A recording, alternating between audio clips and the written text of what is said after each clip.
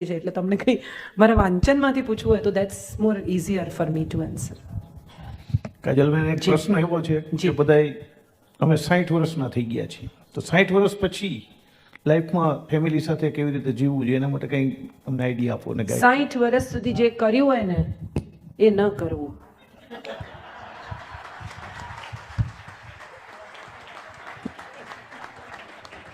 અટકી જવું. બસ હું માનું છું આમાં બધું આવી જાય છે. ગુસ્સો કર્યો હોય તો ન કરવો, પૈસા કમાવા સિવાયનું કંઈ ન કર્યું હોય તો ન કરવું, સલાહો આપી હોય તો ન આપવી, સ્વયં સાથે સમય વિતાવવાનો પ્રયાસ કરવો, કારણ કે હવે સમય ઓછો છે. મરીઝ સાહેબે બહુ સરસ કીધું છે કે જિંદગીના રસને પીવામાં કરો જલ્દી મરીઝ. એક તો ઓછી મદિરા અને બીજું ગળતું જામ છે. જામ ગળવા માંડે 60 વર્ષ પછી. ટિકિટ કન્ફર્મ ક્યારે થાય ખબર નહીં, બાકી ટેબલ પર મુકાઈ જાય, જોતા રહેવું. આઉટ ઓફ સુટકેસ બેગો પેક કરી રાખવી. અને બેગો પેક કરવાની મજા એ છે સાહેબ કે હું અહીંયા રાજકોટ આવવાની હું તો મારે જે 2 જોડી કપડાં જોઈએ એટલા જ લવાય, આખું વોર્ડરોબ ન લવાય.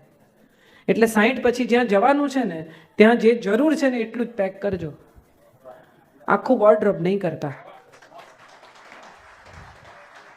એક કાકા કાકી જતા હતા ક્યાંક, એરપોર્ટ પહોંચ્યા તો કાકાએ કહ્યું કે કંઈ રહી નથી ગયું ને, તો કાકીએ કહ્યું કે ફ્રીજ લીધું હોત તો સારું થાત. તો કાકાએ કીધું કે ફ્રીજ કેમ? તો કાકીએ કીધું એરપોર્ટ તો પહોંચી ગયા પણ ટિકિટ પાસપોર્ટ બધું ફ્રીજ પર છે, એટલે ફ્રીજ નહીં લેવાનું, એના પર પડેલી ટિકિટ ને પાસપોર્ટ લેવાના. આપણું કન્ફ્યુઝન એ છે કે આપણે પાસપોર્ટ ટિકિટ લેવામાં પેલું ફ્રીજ જોડે ઘસડીએ છીએ, નહીં ઘસડવાનું. જી હર્ષદભાઈ. કાજલભાઈ, તમને બધી જગ્યાએ જાઓ છો અને જુદા જુદા ઓડિયન્સને મળો છો અને એ તમને સાંભળે છે, તમને કઈ જાતનું ઓડિયન્સ વધારે ગમે? મને અહીંયા આજે જે ઓડિયન્સ મળ્યું ને ખરેખર એવું મને ક્યાંય નથી મળ્યું, ને આવું હું બધે કહું છું.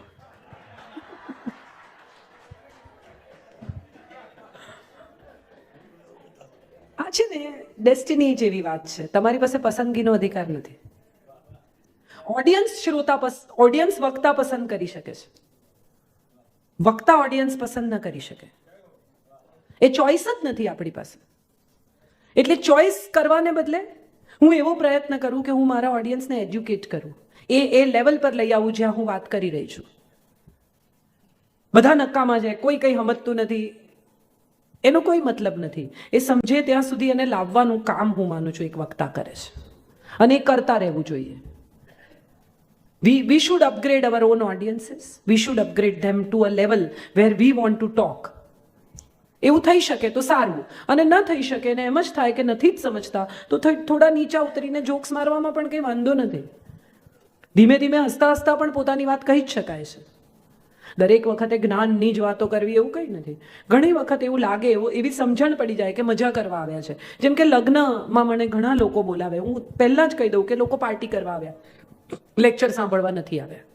છતાં એમ કે ના તમે આવો, લગ્ન વિશે વાત કરો, લગ્ન જીવન વિશે વાત કરો. હવે જે 2 જણા પરણવાના છે એને ટ્રોઝો સિવાય કોઈ ચીજમાં રસ નથી.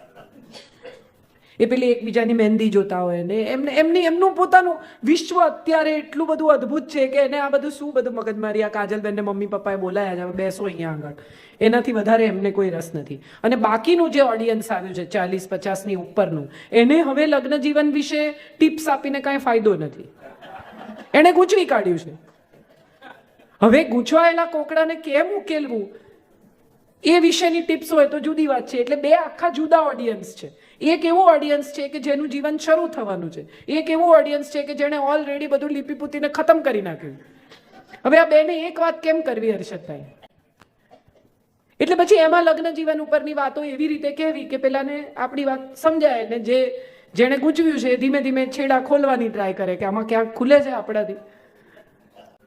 એટલે તો જેવું ઓડિયન્સ. પણ મને બેઝિકલી જે મજા આવે છે એ છે કે મારી સામે બેઠેલા જેટલા પણ લોકો, કોઈ વાર 1000 હોય, કોઈ વાર 8000 હોય. હમણાં એક લેવા પાટીદાર કાર્યક્રમમાં 8000 પીપલ, પણ એ 8000ની 16000 આંખો તમારી સામે જોતી હોય અને તમે જે કંઈ કહી રહ્યા છો એમાં એમને શ્રદ્ધા છે, એટલે તમે અહીંયા ઊભા છો ને એ બહુ જવાબદારીનું કામ છે. વ્યાસ એ પોઝિશન છે, વ્યાસ એ વ્યક્તિ નથી. એટલે વ્યાસપીઠ જે હોય ને એ શ્વાસપીઠ છે, વિશ્વાસપીઠ છે.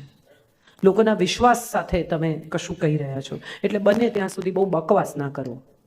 હું જ્યારે અમિતાભ બચ્ચનને મળી, એ તો બિચારા માની લેશે, પણ તમે નથી મળ્યા તો તમારો આત્મા તો જાણે છે, તો રહેવા દો ને. હું એવા ઘણા લોકોને ઓળખું છું કે જે મને સાક્ષાત્કાર થયો. અરે ભાઈ, શેનો સાક્ષાત્કાર? રહેવા દે ને. આ તો બિચારા શ્રદ્ધાથી સાંભળે છે, ભલા છે, કોઈ ઊભું થઈને કહેતું નથી કે ચૂપ રહે એમ. અને આ દેશનું ઓડિયન્સ બહુ સહિષ્ણુ છે સાહેબ. ભારતનું ઓડિયન્સ અત્યંત સહિષ્ણુ ઓડિયન્સ. તમે ઘણીવાર મેં ઘણીવાર જોયું કે શું કહેવાનું હોય, શું બોલતા હોય, લાંબુ લાંબુ લાંબુ લાંબુ લાંબુ, અને તોય બિચારા બેઠા શાંતિથી. ત્યારે મને એમ થાય કે બહુ બહુ ક્ષમાશીલ લોકો હોય છે, એટલે એમની ક્ષમાનું, એમના ધૈર્યની પરીક્ષા પણ ન કરવી. આવું હું શીખી છું. બસ, આનાથી વધારે કંઈ નહીં. Thank you. કાજલબેન, આજે ભરતભાઈની વિષય પસંદગી એવી હતી કે લાઈફ બિગિનિંગ એટ 60. હા, પણ એટલે આ Bhagwat is a beginning of life. What I tried to bring was through Bhagwat, how do you begin life. 60 એવું કંઈ નથી હોતું. Life begins any time, and sometimes life don't begin any time. People come and go, they don't do anything in life, and some people can do so many things in a shorten life. એક આખું list છે લોકોનું, ગુરુદત્તથી શરૂ કરીને, કિશોર કુમારથી શરૂ કરીને, મીના કુમારીથી શરૂ કરીને, સ્મિતા પાટીલથી શરૂ કરીને, વી રામાનુજ, વિક્રમ સારાભાઈ, તમને આખું લિસ્ટ, બ્રુસ લી, એલ્વિસ પ્રેસ્લી, કેટલા લોકો કે ટૂંકી જિંદગીમાં કેટલું બધું કરી ગયા, અને કેટલા લોકો જે એટલું બધું જીવ્યા 90 વર્ષ, પણ એની પાસે કહેવા જેવો એકેય દિવસ નથી. હમણાં કહો કે મને એક નાનો મેસેજ મોકલ્યો તો કે જવાનીમાં એકાદ કાંડ તો કરવું જોઈએ, નહીં તો છોકરાઓને કહેશો શું. એટલે તમે જે પૂછ્યું એના જવાબમાં એ પણ છે કે કંઈ ન કર્યું હોય તો એ પણ કરી જ લેવું. એમ કશું યાદ કરવા જેવું હોય તો એ પણ કરી લેવું, એમાં કંઈ વાંધો નહીં. ટાગોર 56 વર્ષે પ્રેમમાં પડ્યા વિક્ટોરિયા ઓકેમ્પોના, સ્પેનની કવયત્રી હતી. Tagore was 56 and she was 23 and they fell in love. Ravishankar કઈ ઉંમરે પરણ્યા? પંડિત રવિશંકર. એટલે બધું થઈ શકે અને કશું ન થઈ શકે. જિંદગી જીવી લેવી એવું મને લાગે છે. અને આજે મેં ભાગવતની વાત એટલે કરી, હું મારી મેળે મારો વિષય પસંદ કરી લેતી હોઉં છું, ક્યારેક વિષય પણ મને પસંદ કરી લેતો હોય છે. પણ મને એવું લાગ્યું કે જે ઓડિયન્સ છે એ બધું 60નું નથી. બહુ ઓછા લોકો 60ના છે, પાછળ ખૂબ યંગસ્ટર્સ છે. એમને શું રસ હોય 60 વર્ષે શું થાય છે એમાં? અને એ જ્યારે 60ના થશે ને ત્યાં સુધીમાં જગત આખું બદલાઈ જશે. એટલે એમને 60 વર્ષની વાત કરવાનો અર્થ નથી. I would love to target youth, feel young, and make all the people feel young who think that they are old. હૃદયથી યુવાન હોવું એ બધું અગત્યનું છે. માટે મને લાગ્યું કે આ બધા યુથ ઉપર, પેલા ભાઈએ જે પ્રશ્ન પૂછ્યો કે આ યુથને શું આપશો ભાગવતમાંથી, તો 6-7 જણા 60ના હોય એને માટે આ 150-200 લોકો પર ક્યાં ત્રાસ ગુજારવો. સો આઈ થોટ એઝ મચ. જી, આપને પૂછો ને, વાંધો નહીં, સંભળાશે. તમારા જીવનમાં તમે કોઈ એવી વ્યક્તિને મેળવો જેનાથી તમે વિશેષ પ્રભાવિત થયા હો, એવી કોઈ એક વ્યક્તિ? હું તો બધાથી પ્રભાવિત થાઉં છું. મને જેનાથી વિશેષ પ્રભાવિત ના, વિશેષ હું તો, મને ટ્રસ્ટ મી, મને દરેક માણસ કશું આપી જાય છે. અમારે ઘરે હમણાં ટેલિવિઝન ચેનલ રિપેર કરવાવાળા એક ભાઈ આવ્યા, બહુ રસપ્રદ. તમે એને જોઈને જ સમજાય કે આ કંઈ બહુ ભણેલા નહીં હોય. અમારી ચેનલ બગડી ગયેલી ને ટીવી એ મારો એકમાત્ર વ્યસન છે, કારણ કે હું થાકી પાકીને ઘેર આવું, પછી હું સાવધાન ઇન્ડિયા જોઉં એટલે હું સૂઈ જાઉં. એટલે એ એક મારી એવી પેલી છે કે Savdhaan India works for me like a lullaby. ધીમે ધીમે મને ઊંઘ આવવા માંડે એ ચાલુ થાય એટલે, કેમ કે મગજ નહીં વાપરવાનું. એટલે એ ભાઈને મેં કીધું કે મને ગમે એમ કરીને આજે ટીવી તો ચાલુ કરવું જ પડે. એટલે એ ચેનલની કે માથાકૂટ કરતા હતા, એમાં એમણે મને કીધું તમે શું જુઓ છો? એટલે મેં કીધું સાવધાન ઇન્ડિયા. એટલે એમણે આમ પાછળ ફરીને મારી સામે એક લુક આપી અને પછી કહ્યું કે જીવન બી સાવધાન ઇન્ડિયા જેવું છે. તમને ખબર છે, ક્રાઇમ કરનારા છેલ્લે પકડાઈ જ જાય.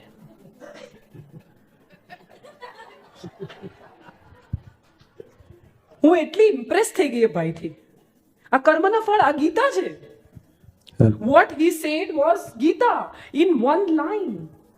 કે તમે ખરાબ કામ કરો તો તમે છેલ્લે પકડાઈ જાઓ. આ સાવધાન ઇન્ડિયા શીખવે છે અને કૃષ્ણ શીખવે છે કે તમે કર્મ કરો એનું ફળ તમને મળ્યા વગર રહેતું નથી. આ